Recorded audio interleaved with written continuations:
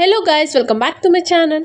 హోటల్కి వెళ్ళాల్సిన అవసరం లేకుండా ఇంట్లోనే పర్ఫెక్ట్ స్టైల్ పరోటా రెసిపీ ఎలా తయారు చేసుకోవాలో ఈ వీడియోలో చూసేయండి. రెసిపీ చెప్పేస్తా.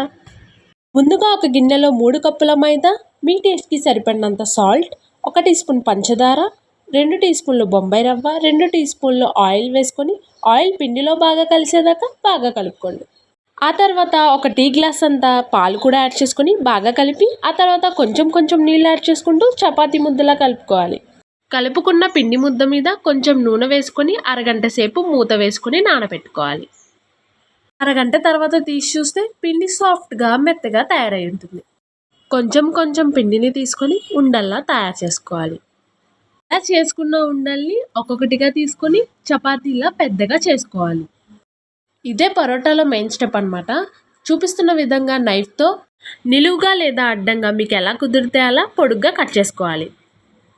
కట్ చేసుకున్నాక పరోటా మీద కొంచెం ఆయిల్ వేసుకొని బాగా అప్లై చేసుకోవాలి. తర్వాత దీన్ని ఒకదాని మీద ఒకటిగా రోల్ చేసుకుంటూ ఇలా చూపిస్తున్న విధంగా ఫోల్డ్ చేసుకున్నాక చేత్తో ఒకసారి ప్రెస్ చేసుకొని ఆ తర్వాత చపాతీ స్టిక్తో మెల్లగా చపాతీలా చేసుకోవాలి. అలా తయారైన పరోటాని బాగా కాలిన పెనం మీద వేసుకొని మంచిగా కాల్చుకుంటే మన పొరల పొరల పరోటా అయితే రెడీ అయిపోయినట్టే.